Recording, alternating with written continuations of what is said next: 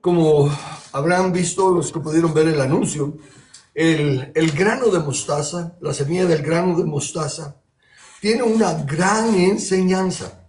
Eh, Voy a tratar de ir despacio, trataré de contener la emoción, de entender el significado de la parábola y llamarle a la reflexión. Por favor, solo júzguese a usted mismo conforme a lo que vayamos leyendo de la palabra de Dios. Recuérdese que lo que yo digo es, la palabra es la verdad. No mi interpretación, no la interpretación de nadie, sino el escrito está. Y que ella misma se interpreta así. Entonces, si en un lado de la Biblia ya se enseñó que esto significa tal y tal cosa, cuando lo volvamos a encontrar no querramos buscarle otro significado, porque ya la Biblia nos dio el significado que el Creador le dio. El punto aquí es tan importante porque la mayoría no ha distinguido la astucia del enemigo. Recuérdese que el enemigo se presenta como ángel de luz. Cuando Pablo está hablando, dice, no piensen, ¿verdad?, que el enemigo es un monstruo o algo por el estilo, sino que se presenta como ángel de luz. Y de hecho, en aquel entonces él dice, son falsos apóstoles. Pero la mayoría de la gente, al ver que era un apóstol y habían oído hablar de los apóstoles, lo recibían como apóstoles. Porque llegaban hablándoles Biblia, llegaban hablándoles del reino de Dios. El reino de Dios lo mencionan tanto en aquel entonces como en hoy en día, pero no mencionan la esencia del reino. Solo usan el título reino de Dios y luego le meten sus propias creencias, sus propias especulaciones o lo que sea el fuerte de sus denominaciones. De ahí que yo le reto a que por favor ponga la palabra de Dios en primer lugar. Cuando la Biblia dice algo explícito, ya no hay nada que cuestionar. Y esta parábola es muy mal interpretada y causa mucho daño, y se lo voy a demostrar a lo largo del estudio. Leo la parábola en sí, Mateo capítulo 13, versículos 31 y 32, tan solo 2 versículos, pero con un gran mensaje. Otra parábola les contó Jesús. El reino de los cielos es semejante a un grano de mostaza, que un hombre tomó y sembró en su campo, y que de todas las semillas es la más pequeña, pero cuando ha crecido es la mayor de las hortalizas, y se hace árbol, de modo que las aves del cielo vienen y anidan en sus ramas. El mensaje es obvio a primera vista, porque como un principio bíblico es que Dios obra de lo pequeño a lo grande, de lo interno a lo externo. Entonces aquí esto encaja perfectamente, de una cosa bien pequeñita a lo más grande. Entonces la gran mayoría, de hecho, me tomé la tarea de meterme a internet y preguntar cuál es la opinión predominante en cuanto a la parábola de la semilla de mostaza. Y la respuesta fue que está explicando cómo el reino de Dios comienza bien chiquito y llega a convertirse en lo más grande.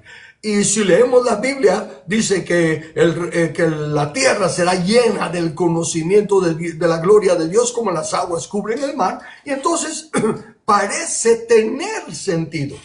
Parece tener verdad. No, de hecho, tiene sentido y tiene verdad en lo que estoy declarando. El reino de los cielos comienza pequeño y llega a ser lo más grande. Pero no es así en esta parábola.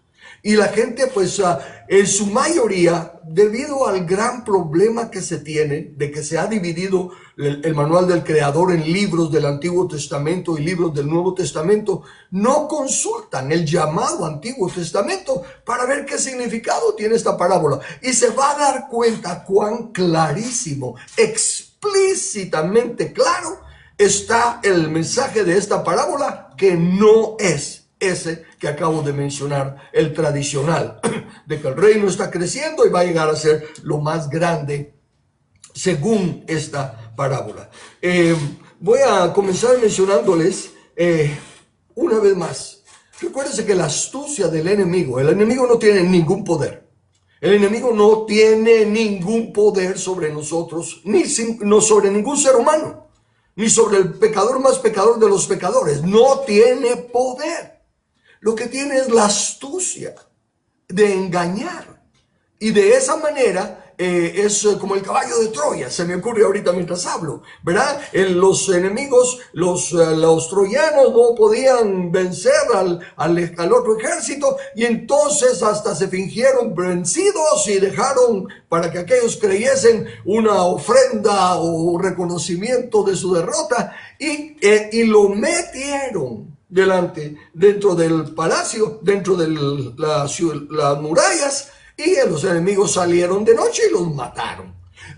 O si no, la otra historia, el de la muralla china, ¿verdad? Dice que era una muralla, y sigue siendo porque no se ha destruido, una gran muralla imposible en aquellos días de derribarse. Pero no hubo necesidad de derribar la montaña, solo con sobornar a unos cuantos de los guardianes fue suficiente para que entrara el enemigo. Y eso es lo que el diablo hace con esta parábola. De una vez se lo digo, para que usted esté a la defensiva. ¿Por qué? Porque usted está seguramente creyendo lo que se ha enseñado tradicionalmente de la parábola. Y entonces cuando yo digo que el diablo es el que está en esto, detrás de esto, usted puede decir, no, hombre, ¿cómo va a ser eso si el reino de los cielos es el que va a crecer y es lo único que va a llenarlo todo? ¿Se recuerda la parábola anterior? Yo leí la parábola que decía esta, pero yo la leí antes, de la levadura. Y la levadura que hizo, lo llenó todo, pero no fue de bueno, fue de malo. Lo llenó de levadura, dejó los vacíos, dejó todo lo falso, y solo hay tamaño y apariencia. O sea que el hecho de que aparentemente algo llene todo, no significa que lo está llenando para bien. Lo puede estar llenando para mal, aunque sea temporalmente, porque eventualmente el reino de Dios lo llenará todo. Pero Dios no se sale de su palabra. Cuando Dios da una instrucción, Él mismo la respeta. ¿Ven? Entonces, leyendo eso, el inicio pequeño y llegar a ser el mayor es un principio de Dios. Pero el diablo, yo digo que usa el diccionario de Dios, esto, y le cambia el significado. ¿Y qué es la imagen que el enemigo ha logrado meter en la iglesia? Que tenemos que crecer.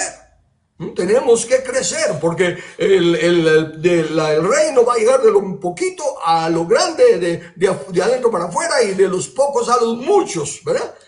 Y entonces tenemos que crecer. Y la mentalidad, hasta los estudios que hay, crecimiento, ¿verdad? Todo es crecimiento porque el diablo usa la palabra de Dios fuera de contexto para establecer sus mentiras.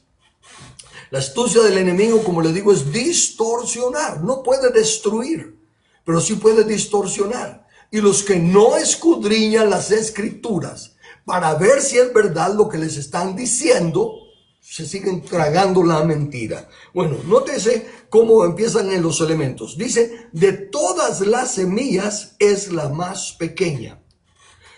Ahí está, usted está hablando de que hay que tomarlo literal, y ahí dice que de todas las semillas es la más pequeña. 100% de acuerdo. Ahora bien, recuérdese que también le digo, hay que interpretar la Biblia con el contexto de la Biblia. Porque se puede ser lo más pequeño en diferentes aspectos. No necesariamente solo en número o en tamaño. Hay otras formas de ser pequeño. Y de igual manera hay otras formas de ser grande. Aquí, para comenzar, voy a desmentir que es la más pequeña en tamaño. ¿Va a decir usted que Jesús mintió?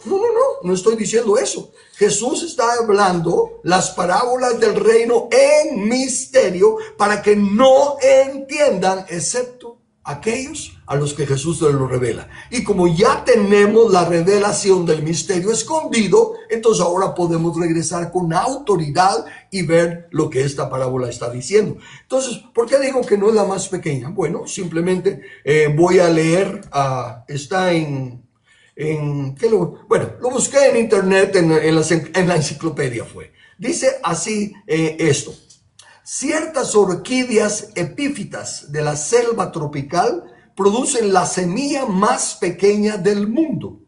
¿Verdad? Cuando leí la palabrita esa, epífita, dije, ¿qué es eso? Entonces dice epífita, dicho de un vegetal que vive sobre otra planta sin alimentarse a expensas de ella. No está matándola como nosotros, sino, por ejemplo, los musgos. Pero ve, entonces está comprobado que en tamaño hay otras semillas más pequeñas que la mostaza. ¿Sabría eso Dios cuando dio la parábola? ¿Sabría eso Jesús cuando dio la parábola? Claro que sí. ¿Y por qué lo dijo? Porque no está hablando de tamaño. Está hablando de otra clase de pequeñez. Le voy a poner un ejemplo. Recuerdo que cuando estaba tiempo atrás estudiando y todo, había una anécdota de Napoleón, que Napoleón estaba tratando de colgar un cuadro, pero parece que el clavo estaba un poquito más alto que él, ¿verdad? Según dicen, Napoleón era bajito. Y entonces uno de sus soldados le dijo, permítame ayudarle, señor, soy más grande que usted. Y Napoleón se volvió y le dijo, no, más grande no, más alto será, pero más grande no. ¿Ve? Ahí está una diferencia de lo de grande tomado en estatura, ¿verdad? El otro le dijo, soy más grande porque soy más alto, y se usa comúnmente hoy en día todavía. Ese es más grande que aquel, ¿verdad? Pero no. Napoleón lo puso en su lugar. Alto era, no más grande. ¿Qué quería decir con eso? Que no estaba hablándose del tamaño, sino que de la calidad de la persona. Que Napoleón era de reconocimiento, era esto y lo otro, era más grande en otro aspecto, no en estatura. Bien, lo mismo está pasando aquí en esta parábola. Así que desde ya olvídese del tamaño en el sentido literal de que es pequeñito y llega a ser grande. Sí, es la más pequeña y va a llegar a ser la más grande, pero de su género. Tal como lo dice aquí adelantito en la parábola. Simplemente que yo le estoy tratando de aclarar a dónde vamos a llegar. Estoy tratando de advertirle que voy a hablar contrario a lo que a lo que tradicionalmente se cree. Lo que es más, voy a usar ejemplos porque, como hago cuando estoy tomando un tema, me gusta ver qué dicen otros al respecto, y algunas veces en internet están las prédicas o las enseñanzas de otros personajes. Por lo tanto, como es material público, está ahí, no está privado ni nada, yo lo leo y miro y lo comparto y digo, eso está bonito, con eso no estoy de acuerdo. Bueno, de eso le voy a mostrar el desacuerdo tan grande que tengo entre lo que la mayoría piensa y lo que esta parábola dice. Por ejemplo, en el sueño de Nabucodonosor, que está escrito en Daniel, se ilustra eso que le estoy diciendo. Note aquí en Daniel capítulo 2, versículo 35. Entonces fueron desmenuzadas todas a la vez, el hierro, el barro, el bronce, la plata y el oro. Quedaron como el tamo de las eras en verano, y el viento se los llevó sin que quedara rastro alguno de ellos. Y la piedra que había golpeado a la estatua se convirtió en un gran monte que llenó toda la tierra. ¿Se recuerda de ese sueño? Nabucodonosor soñó una estatua con 4 partes. Y cuando Daniel le dio la interpretación que eran 4 reinos. O sea que, por favor, note que el contexto de este sueño es gobierno. Tú eres esa cabeza de oro, tú eres el gran gobierno, ¿verdad? Que Dios ha levantado. Después de ti viene otro gobierno que va a ser de menos calidad, plata. Y después de ellos viene otro gobierno que se va a convertir en 4, Grecia. Y después viene otro reino que va a ser diferente a todos los demás, Roma.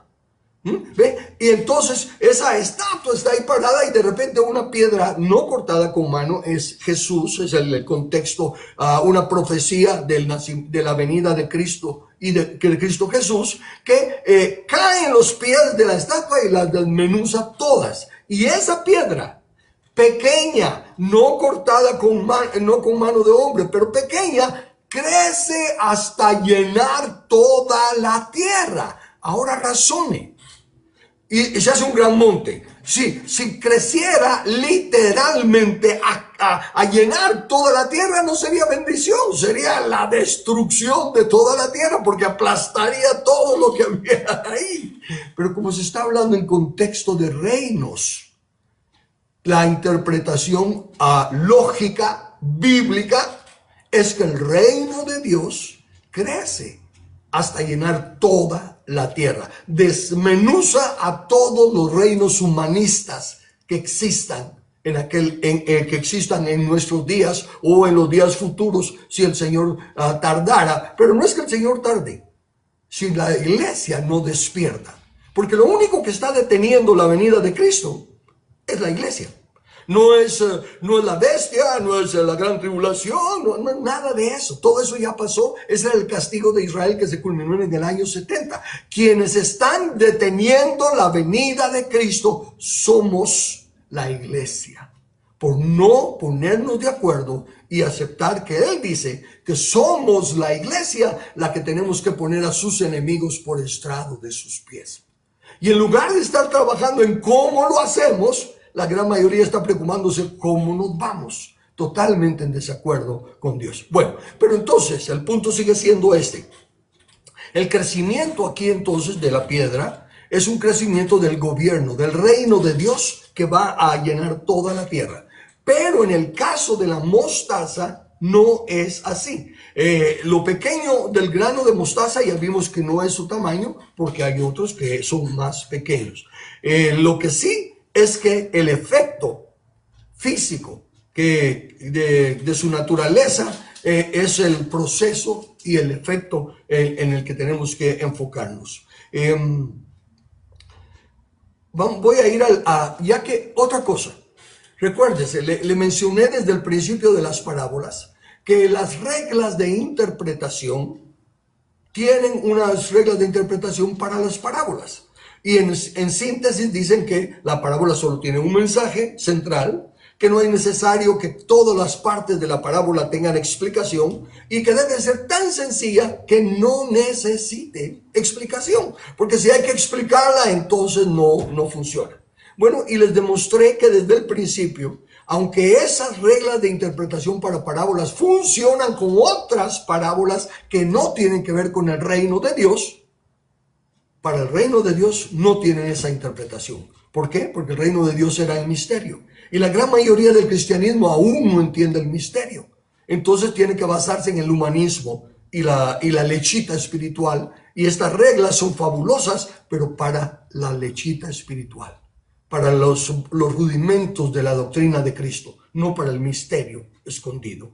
Entonces, le decía que entonces si cada cosa que Dios usó en las parábolas, las usó con un sentido de que hay que darnos cuenta de lo que usó, ¿verdad? Por ejemplo, en este caso, la mostaza. ¿Por qué escoge la mostaza? Porque pudo haber dicho prácticamente lo mismo de cualquier otra planta, ¿verdad? Es de las más pequeñas y llega a ser grande. Lo pudo haber dicho, pero ¿por qué mostaza? Bueno, cuando se dan estas cosas, yo voy a estudiar la palabra. Yo voy a estudiar por qué la mostaza. Y me encuentro que dice esto: mostaza, planta anual de la familia de las crucíferas, así llamadas por la disposición de los 4 pétalos de sus flores en forma de cruz, existiendo unas 40 especies distintas en la tierra. Note eso. Curiosidades, ¿no? Que las 4 hojas tienen la forma de la cruz y que existen como 40. Usted, si ha leído la Biblia, se ha dado cuenta del valor de los 40. La 40 es una generación, 4 es el número de la tierra, 10 es el número de prueba y de ley de Dios, 4 por 10, 40. En fin, 40 es un número también especial. Pero de casualidad, tiene que ver con esto de la semilla de mostaza. Sigue diciendo así: con tallo algo velloso, de 1 metro de altura aproximadamente, hojas alternas, grandes, divididas por el margen en varios segmentos dentellados, flores pequeñas amarillas en espigas y fruto en silicuas, que es vainas, lo puse ahí entre paréntesis, de unos 3 centímetros de longitud, con varias semillas de 1 milímetro de diámetro, negras por fuera, amarillas en el interior y de sabor picante. Abunda en los campos y la harina de la semilla es, por sus propiedades estimulantes, de frecuente empleo en condimentos y en medicina, teniendo interés gastronómico y médico. La llamada mostaza blanca, Sinapis alba, y la mostaza negra, Sinapis nigra, y la llamada mostaza salvaje, Sinapis arbances. Ok, se da cuenta, así como cuando Dios nos dice, vosotros sois la sal de la tierra. ¿Por qué? La sal tiene prácticamente mucho de lo que menciona también de la mostaza. La sal, ¿verdad?, es para preservar la carne, que no se corrompa, en aquellos tiempos que no habían refrigeradoras y todo. Y la sal también es para sazonar. Y también en algunos casos es medicinal. ¿Cuántas veces no gárgaras con agua con sal y tantas otras cosas? ¿Ve? Lo que Dios usa tiene una razón positiva de ser. Nos habla de la naturaleza de los instrumentos que usa. Démonos cuenta que no usa cualquier cosa al azar, sino cosas que de alguna manera nos llevan a entender el carácter y la naturaleza que debemos de tener los que nos proclamamos cristianos a imagen y semejanza de Dios. El punto que se quiere ilustrar es que la semilla señalada tiene un efecto positivo, pero no necesariamente uno muy aclamado. ¿A cuánto les gusta comerse su pan solo con mostaza? Que le ponen mostaza para acompañar otra cosa, sí. Pero solo la mostaza por sí sola no es algo con lo que uno se pueda engolosinar, ¿verdad? O que se pueda, o que nos lleve a la glotonería con la mostaza. ¿Por qué? Pero no, porque su sabor no es uno fácil de tener, ¿verdad? De tolerar. Pero es por sus efectos saludables y todo. Entonces, con esa comparación de la mostaza, ahora vayamos a la parábola. Dice que es como la semilla de mostaza que un hombre tomó y sembró en su campo. Se recuerda que 2 parábolas atrás decía lo mismo, que un padre de familia, un hombre, sembró en su campo. ¿Qué sembró? Trigo. Y el enemigo sembró cizaña. Por favor, capte. Dios es tan especial y Cristo nos está poniendo las parábolas en un orden tan claro. Nos está mostrando primero en la semilla, en la primera parábola de la semilla, los escombros, los problemas no son puestos por el enemigo. Son actitudes de la persona. El de las piedras que hay en su corazón, las raíces de amargura que hay en su corazón, el dolor, lo que sea, ¿verdad? Pero esos, los tropiezos de la primera parábola son problemas internos nuestros en nuestro corazón que tenemos que subsanar para que la semilla dé fruto. ¿Ok? Y luego, después viene el trigo y la cizaña. Ahí sí ya nos dice que aquí está el trigo, que son los hijos del reino, y la cizaña, que son los hijos del malo. Pero ya están ¿en dónde? En el campo de Dios. Y él dice que el campo es el mundo. Dese cuenta que desde ese principio ya nos está diciendo, ¿verdad?, cómo el enemigo está atacando en donde Dios está plantando la semilla. ¿Y cuál es la semilla? La semilla es la palabra del reino. No es la palabra de salvación, no es la palabra de prosperidad, no es la palabra de consuelo, no es la palabra de exhortación, es la palabra del reino. Y esa es la que no se escucha en las iglesias. El decir reino de Dios, reino de los cielos, sí se dice muchísimo. Venga tu reino, se echa tu voluntad. Pero, ¿qué es un reino? Si estamos hablando del reino, ¿quién es el rey? El rey es Jesús, sí. Ok, ¿le estamos obedeciendo? Él dice que no tiene dónde recostar la cabeza, que no tiene cuerpo porque el cuerpo no está unido. Entonces, no basta el palabrerío que usamos cuando no estamos dándole la esencia de que es un evangelio, buenas nuevas, del que el reino de Dios ya es de él. Ya Jesús está con toda autoridad, pero está esperando hasta que nosotros pongamos a sus enemigos por estrado de sus pies. Entonces, otra vez, un hombre tomó y sembró en su campo. El mundo es de Dios. Captemos eso también. El enemigo está batallando en el mundo de Dios. Los dueños legítimos del mundo es Cristo y sus coherederos. ¿Quiénes serán los coherederos de Cristo? Obviamente, los que obedecen la palabra de Dios, los que respetan la palabra de Dios y actúan conforme a ella. De ellos es el mundo, porque dijo el Padre: pídeme y te daré las naciones por herencia y los confines de la tierra.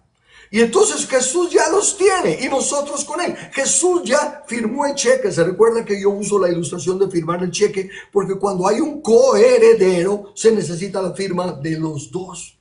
Jesús ya firmó, Jesús ya hizo, Cristo Jesús ya hizo lo que tenía que hacer. Ahora toca que nosotros los coherederos hagamos nuestra parte en firmar. Sí, reconocemos la tierra como nuestra herencia. Y sí, reclamamos nuestro derecho inalienable de la propiedad de la tierra. ¿Ven? Es así de sencillo, es así de claro, si se respetan las palabras de Dios.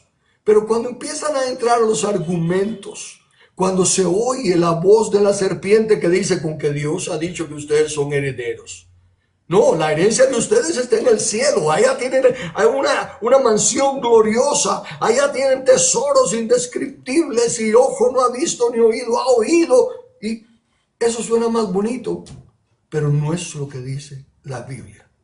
El campo, entonces, sigue siendo la tierra, es el mundo, y la semilla de mostaza es sembrada en la tierra. No es sembrada en el cielo. No es un reino allá en el cielo. Es un reino aquí en la tierra. Ahora no te dice: de todas las semillas. Razonemos otra vez con raciocinio de la parábola. Nos está hablando de reino. Nos está presentando aspectos de crecimiento. Y dice que de todas las semillas. Entonces, si la mostaza simboliza el reino de Dios, las otras todas semillas tienen que representar todas las otras semillas de gobierno, filosofías, religiones, doctrinas, argumentos, de todo, todos los otros, sectas y todo lo más que usted quiera, ideologías, todas las otras semillas son semillas de reino. ¿Por qué? Porque según el hombre piensa, así es, así actúa. Si no pensamos conforme al reino de Dios, no actuamos conforme a ciudadanos del reino de Dios. Si pensamos conforme a las diferentes corrientes de doctrina, ¿verdad? Los fariseos y los saduceos, o los republicanos y los demócratas, o los de la derecha o los de la izquierda. Y en fin, hay un montón de filosofías y un montón de formas de presentar reinos, ¿verdad? Como dicen los gobiernos, quiero decir, ¿verdad? Como cuando son gobernados por la mayoría, cuando la oligarquía, cuando la tiranía, en fin, todas las otras semillas. Esta, la que Dios sembró en su campo, aunque es de las más pequeñas entre todas las semillas, es la que llega a ser la más grande. Entonces ahora ya se puede dar cuenta de algo. Si lo más pequeño no es tamaño, y dice que es más pequeño que todas las otras semillas, y las otras semillas son gobiernos, son ideologías, el cristianismo, el evangelio del reino es más pequeño que todas esas doctrinas. En gusto, sí. Porque no, a la gran mayoría aún de la iglesia no quiere aceptar el reino de Dios. Ah, claro que sí, sí, Él es el rey y las palabras están allí.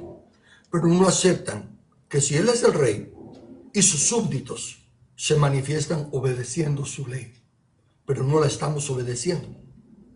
Él nos creó para sojuzgar la tierra y para señorear sobre la creación, y Él es inmutable. Él todavía sigue con su único plan, que nosotros señoreemos sobre la creación y sojuzguemos la tierra. ¿Cuántos de ustedes tienen como su visión final, como su meta, contribuir a que el reino de Dios se establezca aquí en la tierra? Ese es el reino de Dios. Esa es la voluntad de nuestro Rey. Esa es la voluntad del Creador. Entonces, pero si se va a dar una plática sobre el reino de Dios, si se va a dar plática sobre sanidad o echar fuera demonios o cómo hacerse rico, ¿no?, se llenan todas las otras. Porque la doctrina del reino, los requerimientos de sometimiento a la ley de Dios del reino, eso no agrada. Agradan más todas las otras cosas. Por eso, la ideología, la enseñanza del reino es de las más pequeñas. Porque entra aún en la misma iglesia, a tal grado que se le considera que solo lo enseñan las sectas, ¿verdad? Por ejemplo, uno habla del reino y dice, ese es testigo de Jehová. Esa es la mayoría de los evangélicos hablando. O sea que lo que está diciendo el Señor aquí es, sembró mostaza en su campo, en la iglesia, en el mundo, perdón, el campo es el mundo. Pero la semilla, las de mostaza, es de las más pequeñas en su campo. Es de la menos apreciada en su campo, en su iglesia. Ahora examínese usted. Voy a parar aquí porque tengo mucho más que decir y voy a ir despacito para asegurarme que cada punto lo dejo al menos claro para que usted se pare a analizar. Piense usted, ¿qué piensa usted del reino? ¿Cree usted que Jesús va a venir literalmente a reinar aquí en la tierra? Que su reino se establecerá aquí en la tierra y que nosotros vamos a vivir aquí en la tierra. Que nuestra herencia está aquí en la tierra. Y que no va a pasar nada mientras nosotros no reconozcamos que como coherederos es nuestra responsabilidad sojuzgar la tierra. ¿Y cómo se sojuzga la tierra? En nuestros días es por la política. En nuestros días hay formas de elegir a nuestros representantes. Pero son unos corruptos. ¿Por qué son unos corruptos? ¿Cómo sabe usted? ¿Sabe usted las 6 instrucciones que Dios dejó en la Biblia para elegir gobernantes? ¿Se las han predicado en su iglesia? ¿O las ha estudiado usted? Entonces, si no se llenan las condiciones que Dios nos pone, ¿cómo esperamos que haya el fruto sin sembrar la semilla? Y si la política es corrupta, y si la política es chuca, y todos los políticos llegan solo en busca de hueso y todo lo demás, y los santos cristianos no tienen que tocar esa basura, ¿cuándo van a gobernar los justos? Si la Biblia dice, cuando los justos gobiernan, el pueblo se regocija, mas cuando gobiernan los impíos, el pueblo se lamenta. Y hemos vivido lamentándonos y lamentándonos. Y esperando que Dios venga a raptarnos y llevarnos a nuestra gloria en el cielo. Y eso no es la palabra de Dios. Dios no abandona su propiedad. De Jehová es la tierra y su plenitud, es su campo. Y Él sembró la mostaza en su campo. Y Él sembró el trigo en su campo. Y tiene que dar fruto en su campo. Y el enemigo sabe que está vencido. Sabe que eventualmente eso se va a dar. Porque Dios dice, mi consejo permanecerá y haré todo lo que yo quiero. Y la tierra será llena del conocimiento de la gloria del Señor como las aguas cubren la mar. Eso se va a dar.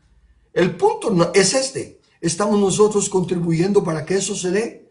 ¿O tendremos que ser de las generaciones como en el tiempo de Moisés, que tenemos que morir en el desierto hasta que se levante otra generación que sí le crea a Dios, que sí le crea a la palabra de Dios? Eso depende de usted y de mí. Vamos a seguir aferrándonos a las tradiciones que no nos han llevado a nada bueno. No ha habido mejora en nuestra cultura, en nuestra nación. No nos hemos librado de las atrocidades del comunismo y de las barbaries de todos esos pecadores. Pero desde luego, la Biblia no le echa la culpa a ellos, sino que a nosotros. Porque nosotros tenemos la respuesta. Nosotros tenemos el antídoto que puede sanar a la nación.